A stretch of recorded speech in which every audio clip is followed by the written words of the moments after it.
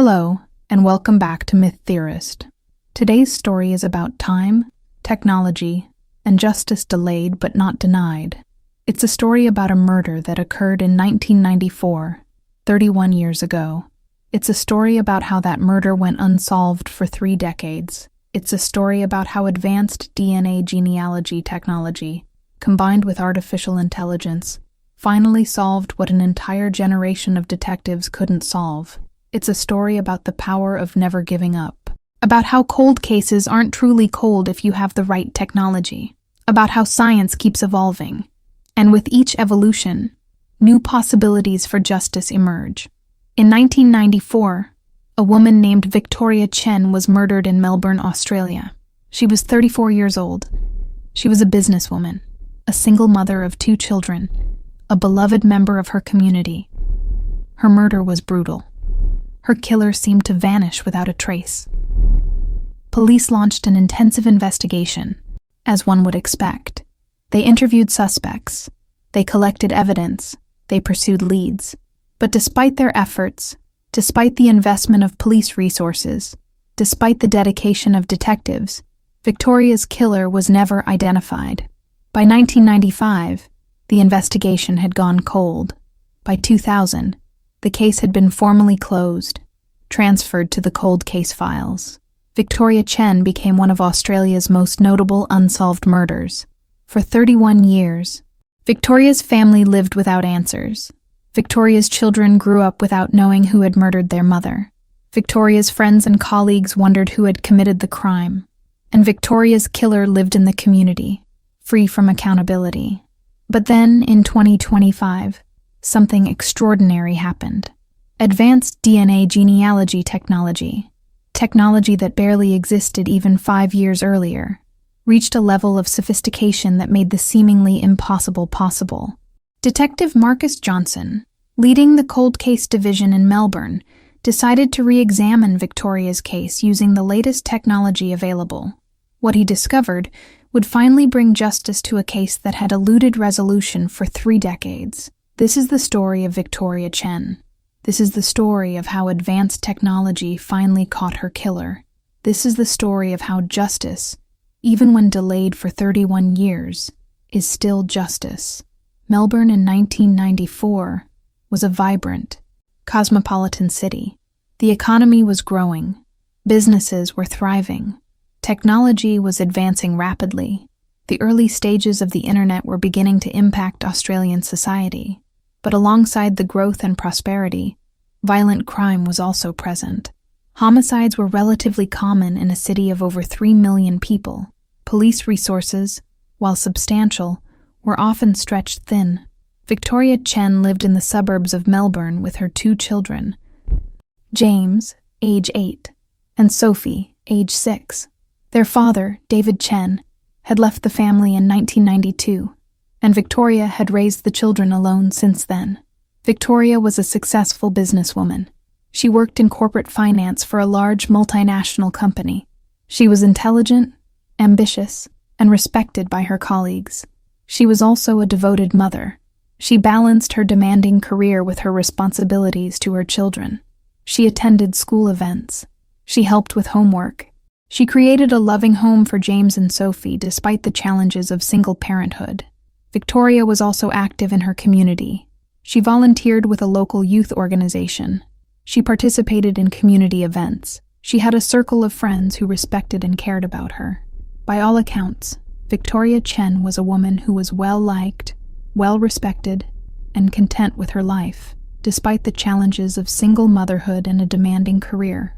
On the evening of March 15th, 1994, Victoria attended a business dinner in downtown Melbourne. She was celebrating a major project completion with colleagues from her company. The dinner was held at an upscale restaurant in the CBD, Central Business District. Victoria left the restaurant around 10:30 p.m. She walked to the parking garage where she had parked her car. She was alone. This was not unusual. It was a well-populated parking area, and she felt relatively safe. She got into her car. She began driving toward her home in the suburbs. What happened next is somewhat unclear, as nobody witnessed the crime. But based on forensic evidence and the circumstances, Investigators believe that Victoria was followed from the restaurant. The perpetrator had targeted her. He had selected her as his victim. At some point during her drive, or possibly after she arrived home, Victoria was attacked. The attack was brutal. Victoria was murdered in her own home, in her bedroom, in the place where she should have felt most safe. The crime was discovered the next morning when Victoria didn't arrive at work. Concerned colleagues called her home. There was no answer. Eventually, a welfare check was requested.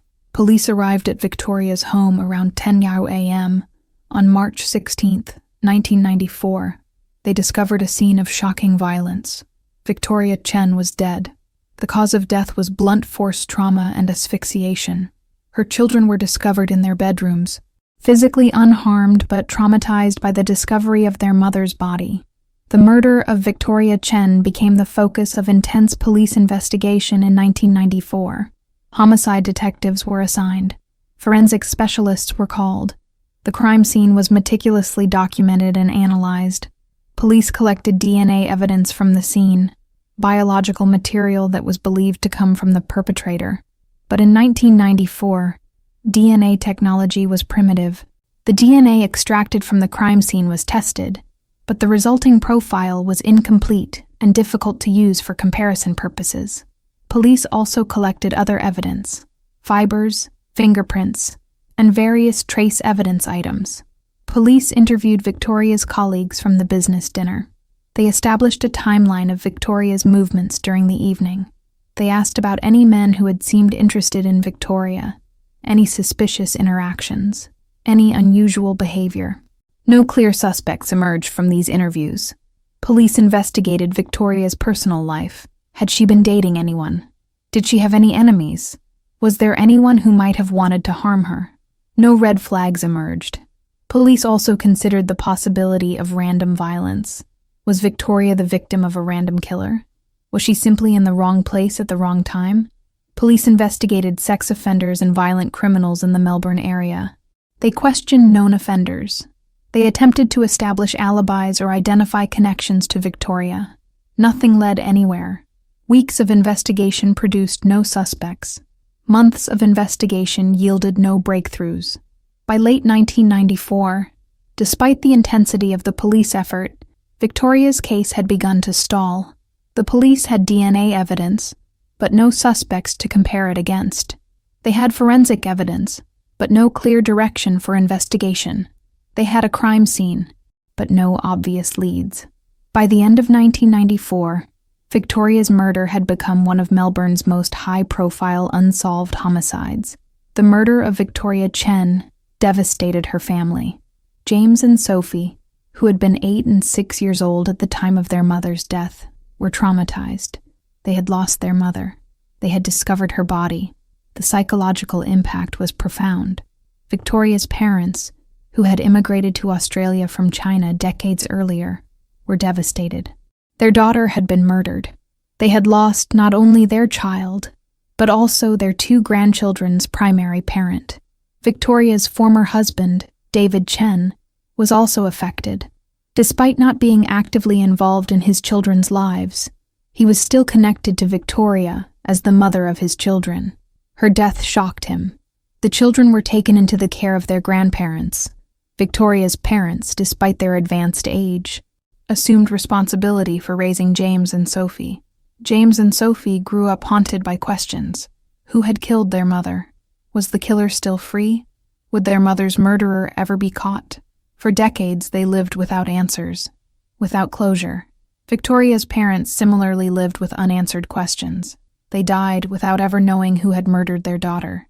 Victoria's friends and colleagues also lived with questions. They had known Victoria. They had liked her. They wanted justice.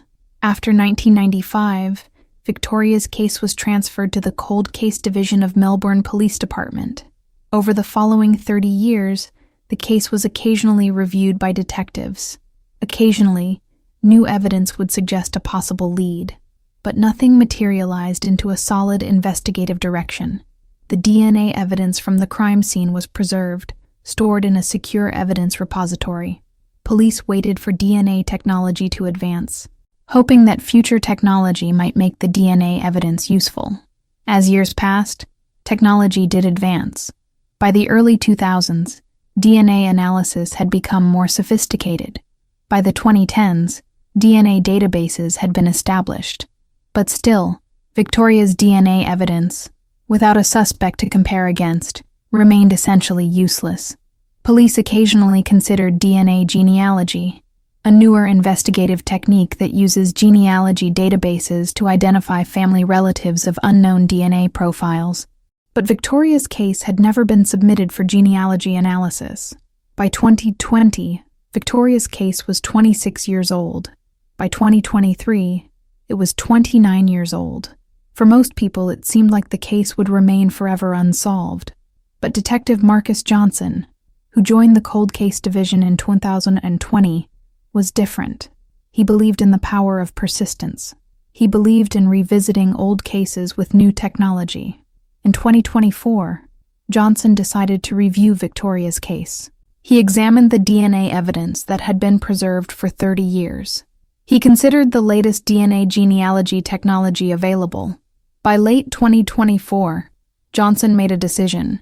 He would submit Victoria's DNA evidence to the most advanced DNA genealogy system available, a system that combined genetic analysis with artificial intelligence, a system that could identify genetic matches with extraordinary precision. DNA genealogy is a technique that has revolutionized cold case investigations in recent years. Here's how it works. When DNA is found at a crime scene, scientists extract and analyze the DNA. They create a DNA profile, a genetic fingerprint unique to the individual. Traditionally, this DNA profile was compared against databases of known offenders, like CODIS in the United States. If there was a match, the perpetrator was identified. But if the perpetrator had never been arrested, their DNA wouldn't be in the database, and the DNA evidence would be useless. DNA genealogy changed this. With DNA genealogy, investigators submit the unknown DNA to commercial genealogy databases, like Ancestry.com or 23andMe. These databases contain DNA profiles from millions of people who have submitted DNA for genealogy purposes. The system finds genetic matches, people who share common ancestors with the unknown DNA profile. By analyzing family trees and relationships, investigators can often identify the perpetrator. But in 2024-2025, DNA genealogy evolved further. Advanced AI-enhanced DNA genealogy systems were developed. These systems could analyze complex family relationships with greater precision, predict family connections based on partial DNA matches, cross-reference multiple genealogy databases simultaneously, use machine learning to identify likely familial relationships, predict where unknown individuals might be living based on family tree. Analysis. In early 2025, Detective Johnson submitted Victoria's DNA evidence to one of these advanced AI-enhanced systems. The system was proprietary, developed by a leading forensic genetics company. It was the most advanced DNA genealogy technology available at that time. Johnson wasn't sure if anything would come of it. Victoria's case was 31 years old. The DNA evidence was 31 years old. For 31 years, this evidence had been compared against everything available, with no results. But technology had advanced. Science had evolved. New possibilities existed. Johnson submitted the evidence and waited for results. In early March 2025, exactly 31 years after Victoria's murder, the AI-enhanced DNA genealogy system returned results. Perfect genetic match. Not a partial match. Not a distant relative. A perfect, definitive genetic match. To a man named Thomas Hartley. Thomas Hartley was 58 years old in 2025, which meant he would have been 27 years old in 1994. When Victoria was murdered, Detective Johnson was stunned. After 31 years, a suspect had finally been identified. Johnson immediately began investigating Thomas Hartley. What Johnson discovered was remarkable. Thomas Hartley had no criminal record. He had never been arrested. He had never submitted DNA. He had lived his entire life without ever coming under police suspicion. but his DNA perfectly matched the DNA evidence from Victoria's crime scene. The genetic match was discovered not through Hartley's own genealogy submission, but through distant relatives who had submitted DNA. The AI system had traced the family connections and identified Hartley as a probable genetic match. Further investigation confirmed Thomas Hartley was the biological source of the DNA evidence found at Victoria's crime scene. Police obtained a warrant to collect a DNA sample directly from Hartley. They compared his DNA against the evidence from Victoria's murder. Perfect match.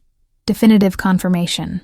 Thomas Hartley was arrested on March 22, 2025, exactly 31 years and 7 days after Victoria's murder.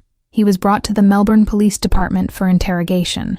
Detective Johnson presented Hartley with the DNA evidence. Johnson explained that Hartley's DNA matched evidence found at the crime scene of Victoria Chen's murder in 1994. Hartley was stunned. He claimed it was impossible. He denied any involvement in Victoria's death, but Johnson pressed him. The DNA evidence was definitive. There was no question about the biological match. Over the course of several hours of interrogation, Hartley eventually broke down. He confessed. He admitted to being present at Victoria's home on the night of March 15, 1994. He admitted to the physical struggle that had ensued. He admitted to Victoria's death. Hartley's version of events, as he told it to police, was that he had encountered Victoria at the restaurant where she was having her business dinner. He claimed they had talked. He claimed he had become infatuated with her. He claimed he had followed her home. At her home, according to Hartley's account, he had attempted to initiate romantic contact. Victoria had refused. An argument had ensued. The argument had escalated into physical violence. Hartley claimed he hadn't intended to murder Victoria. He claimed the violence had escalated beyond his intention. He claimed Victoria's death was accidental, a result of circumstances spiraling out of control. But the forensic evidence suggested otherwise. The violence was severe. The asphyxiation suggested deliberation. The evidence suggested premeditation. Thomas Hartley was tried for the murder of Victoria Chen in late 2025. The trial was significant for several reasons. First, it was one of the oldest unsolved cases ever solved using DNA genealogy. 31 years represented an extraordinary timeline between crime and identification. Second, the case demonstrated the power of advanced AI technology in cold case investigations. Third, the case attracted significant media attention, both in Australia and internationally. The prosecution's case was straightforward. Hartley's DNA matched evidence from the crime scene. Hartley had confessed. The physical evidence supported the prosecution's theory of the crime. Hartley's defense attorney argued that Hartley had been wrongly accused based on DNA genealogy, a technique they argued was unreliable and shouldn't be admissible in court. But the court found the DNA genealogy evidence admissible. The court also noted that once Hartley's DNA had been identified through genealogy, direct DNA comparison between Hartley and the crime scene evidence provided definitive proof of his presence at the scene. The jury deliberated for less than a day. They returned a guilty verdict. Thomas Hartley was convicted of the first-degree murder of Victoria Chen. At sentencing, Victoria's now adult children, James and Sophie Chen, addressed the court. "For 31 years, we have lived without knowing who murdered our mother," James said, his voice steady but emotional. "For 31 years, we have carried grief and questions. For 31 years, the man who murdered our mother was free, living in the community, potentially enjoying a life that our mother never got to live. Today, finally, we have justice. We know who murdered our mother. That man will spend the rest of his life in prison. While nothing can bring our mother back, nothing can restore the 31 years we lost without her. At least we finally have answers. At least we finally have closure." Sophie added, "I was 6 years old when my mother was murdered. I barely remember her. My memories of her are fragmented, incomplete. I grew up without a mother because of this man. I grew up angry and traumatized by her death. Justice took 31 years, but it came. And for that, I am grateful." Thomas Hartley was sentenced to life imprisonment without the possibility of parole. The case of Victoria Chen demonstrates the extraordinary power of advanced DNA genealogy technology. In 1994, when Victoria was murdered, DNA genealogy didn't exist. Even if it had, the technology was too primitive to be useful. For the next 20 years, DNA genealogy didn't exist. Police could only compare Victoria's DNA against known offenders in databases. Since Hartley had never been arrested, his DNA wasn't in any database. By the early 2010s, DNA genealogy emerged as a new investigative technique, but Victoria's case hadn't been submitted for genealogy analysis. It had been largely forgotten in the flow of newer cases. By the 2020s, DNA genealogy had become more sophisticated. Multiple genealogy databases existed.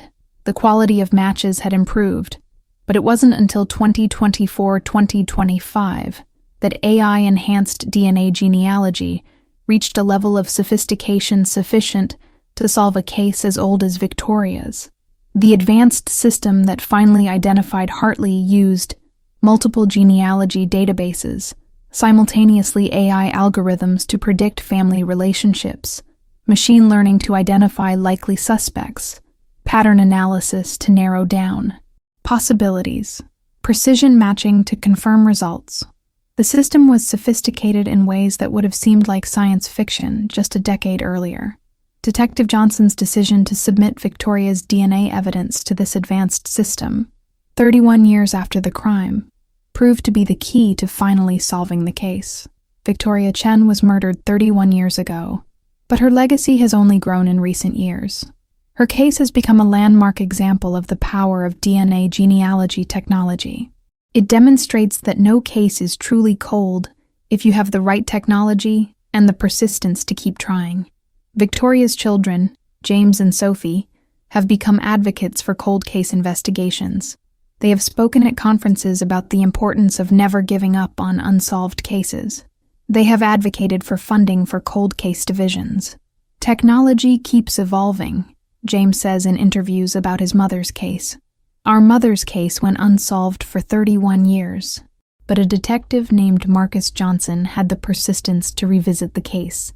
He had the foresight to submit the DNA evidence to the most advanced technology available, and that persistence, combined with advancing technology, finally brought justice. I want other families with unsolved cases to know, don't give up hope. Technology is advancing. New possibilities are emerging. Your case might be solved. Justice might come. It might take 31 years, like it did for our family. But it's possible. The conviction of Thomas Hartley has had broader implications for law enforcement. Police departments across Australia and internationally have begun revisiting their oldest unsolved cases, submitting them to advanced DNA genealogy systems. New convictions are being made. Families are getting answers they didn't think were possible. Victoria Chen's murder, finally solved after 31 years, has become a symbol of hope for families with unsolved cases. The case of Victoria Chen raises important questions about cold case investigations and the role of technology. Question 1. Why wasn't Victoria's DNA evidence submitted for genealogy analysis sooner? The answer is that DNA genealogy is a relatively new technique. When it first emerged in the 2010s, many police departments weren't aware of its potential. By the time genealogy became widespread, Victoria's case had fallen off the radar of many detectives. The lesson?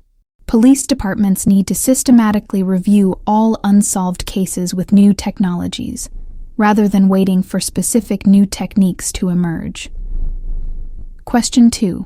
How can police departments ensure that resources are allocated to cold cases? Victoria's case was solved because Detective Johnson had the foresight to revisit it. But not all cold case detectives have the same persistence or resources.